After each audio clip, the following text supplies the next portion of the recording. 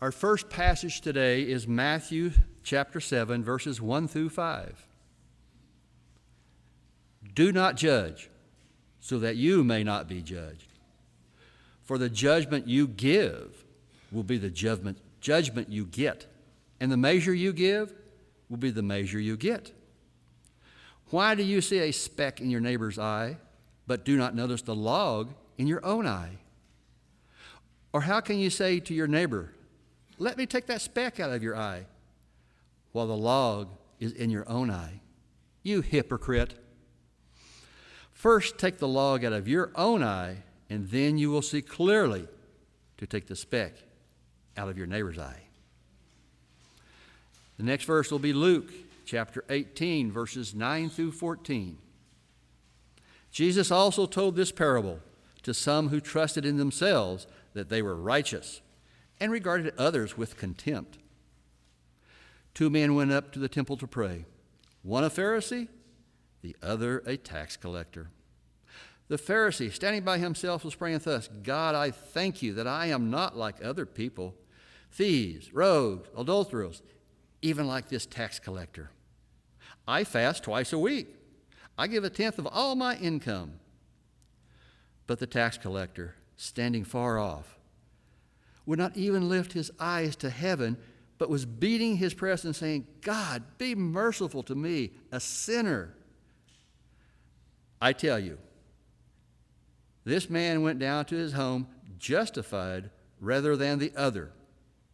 For all who exalt themselves will be humbled, but all who humble themselves will be exalted. May God's words enter your heart.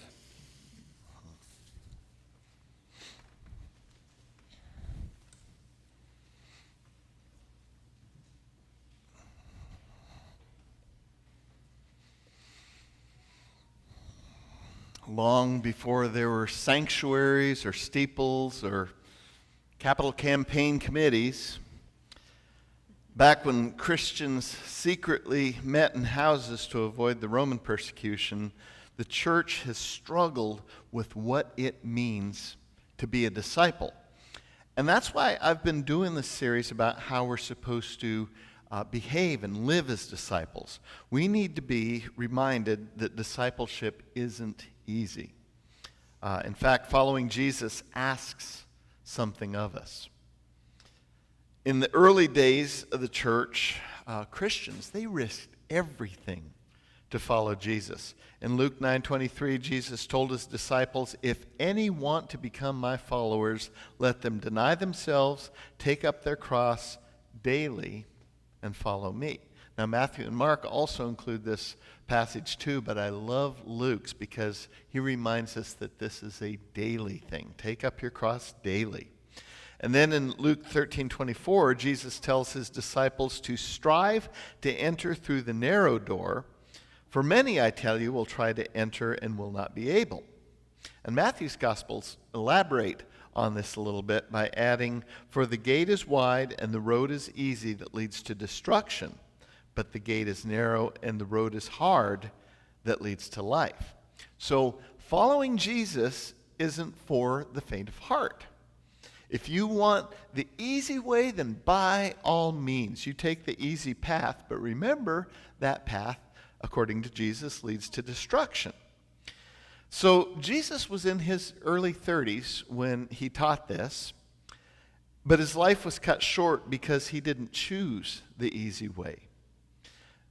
But then again, 30 years later, after his crucifixion, the church was already saying, but is that what Jesus really meant? Right? I mean, come on. In Matthew's Gospel, chapter 11, verse 28 through 30, to be specific, Jesus said, come to me, all you that are weary and carry heavy burdens, and I will give you rest. Take my yoke upon you and learn from me, for I am gentle and humble in heart, and you will find rest for your souls. For my yoke is easy, and my burden is light. I mean, come on, Jesus. Are you saying is discipleship is easy or hard? Well, that depends on who you're talking about, because these two passages, they're not contradictory at all. The easy yoke was for the ones who were weary and already carrying heavy burdens. The narrow, the difficult road is for disciples who are more privileged and aren't carrying heavy burdens. So, cut to 21st century Western Christianity, where we've tried hard to hide these teachings in our church basement. For goodness sakes, we want people to join the church, Pastor. Don't tell folks how hard it is to be Christian. Tell them about the perks, because the perks are great. Or better yet, let's gaslight people into believing that things that are easy are difficult and things that are difficult are easy. Let's convince people that caring for the poor or showing mercy or compassion or showing any kind of empathy is the easy way. Oh, empathy and mercy is just too easy. The hard way is to show people tough love, otherwise they'll never get better. Oh yeah, that's so hard to tell people that they're not welcome in church because they're poor or black or queer or different in any way. We want to convince folks that the difficult path is to stand up, draw the line, and say, "You shall not pass." Come on, let's be real. Is it really easier to do that? Or is it easier to convince ourselves and others that Jesus doesn't like the same people that we don't like? Hey, I'll be honest. It's much more difficult for me to show empathy or mercy or compassion for people I don't like. It's much easier for me to say that I'm the one being persecuted when really what I want to do is to persecute people who don't believe the way I do. And yet here we are, right?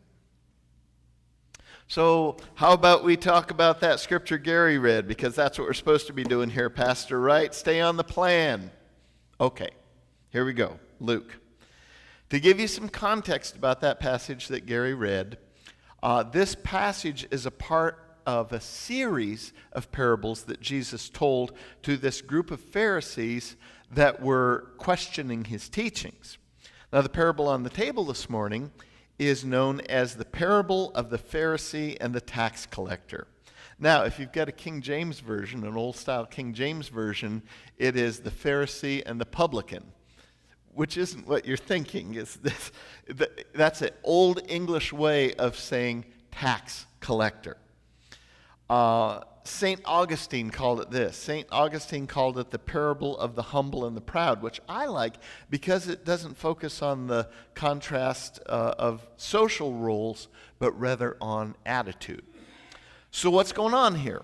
Well, Jesus is calling out two toxic characteristics of toxic faith that true disciples need to avoid. Now, the first is self-righteousness.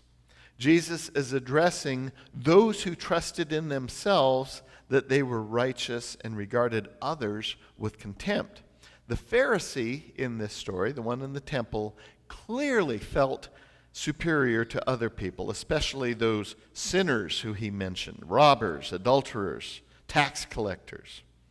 And when he went to the temple, he said, "God, I thank you that I am not like these other people." His prayer just reeked of arrogance and self-righteousness. Now, unfortunately, arrogant and self-righteous religion is still alive and well and has been for over 2,000 years. A lot of religious people in today's world believe that they, and they alone, practice the true and pure religion, which makes them feel superior to others. But in this text, Jesus warns his followers to resist that kind of arrogance. So the second toxic characteristic that we see here is a judgmental spirit. In the opening words of our text, Luke was talking about those who regard others with contempt. The Pharisee in this story exhibited severe judgment over others, or as folks say these days, he was letting his judgy bits show. Now, the problem is, he was showing contempt to his fellow worshipers in the temple. Why? Because the target of the Pharisees' spiritual assault was this tax collector. And worse, this tax collector was being humble and praying for God's mercy in a place where that is entirely appropriate. I mean, that's what you would expect, right? Folks, we have got to be careful about this, because when we judge others or show contempt for others in a place of worship, that's just wrong. And you'd think that at some level people would know how wrong it is and catch themselves before their judgy bits start showing. But alas, the church still struggles with judgy attitudes that condemn others without even knowing the story of the person that they're condemning. And what's even sadder is that this judgmental attitude is one of the main reasons that unchurched people say they avoid church. And that's serious. So let that one sink in a bit. So, the lesson here from Luke's gospel is that authentic disciples avoid self-righteous judging of others. That's what we do. That's what we're supposed to do. We are not the judges. That's God's job. But we humans have this thing about telling God, oh, you don't have to worry about that. I'm great at judging others. No, not really. I promise you need me to do this, God. And another thing that we like to do is try to correct Jesus, especially when he requires us to do very difficult things. We'll say, oh, Jesus didn't mean that. Here's what Jesus really meant. And we'll say, well, sure, Jesus says care for the poor and the widow and the orphans, but he only meant the ones we like. You know, the nice ones, the deserving ones. And we think that we're so good at human-splaining what Jesus may or may not have done when he said, don't judge others. That first passage that Gary read from the Gospel of Matthew, really emphasizing that point too. You know, don't try to get the speck out of your neighbor's eyes until you have taken the log out of your own. Instead of practicing arrogant, self-righteous judgment like the Pharisee in this parable, Jesus calls us to exhibit humility like the tax collector. In the parable, the tax collector beat his chest in response and repeated and prayed, God, be merciful to me, a sinner. In the end, Jesus said that the tax collector went down to his home justified rather than the other. For all who exalt themselves will be humbled, and all who humble themselves will be exalted. Yeah, but Pastor, we have to judge. You know, that's something that is required when we just make decisions from day to day. We're supposed to judge. True. I'm not arguing that. I was at a clergy meeting the other day where someone closed a prayer with, may our judgment reflect God's wisdom. Wow. That in itself sounds like God's wisdom, doesn't it? Listen, the world does not need more Christians who are right. It needs more Christians who are real. It doesn't need more temples filled with judgment. It needs people who pray, God, be merciful to me. The call of Jesus is still the same. Deny yourself, take up your cross daily, and follow me. The narrow way isn't about exclusion. It's about humility. So may we walk in this way. May we open our hearts wider than our mouths. And may the world know that we are disciples, not because we judge well, but because we love well.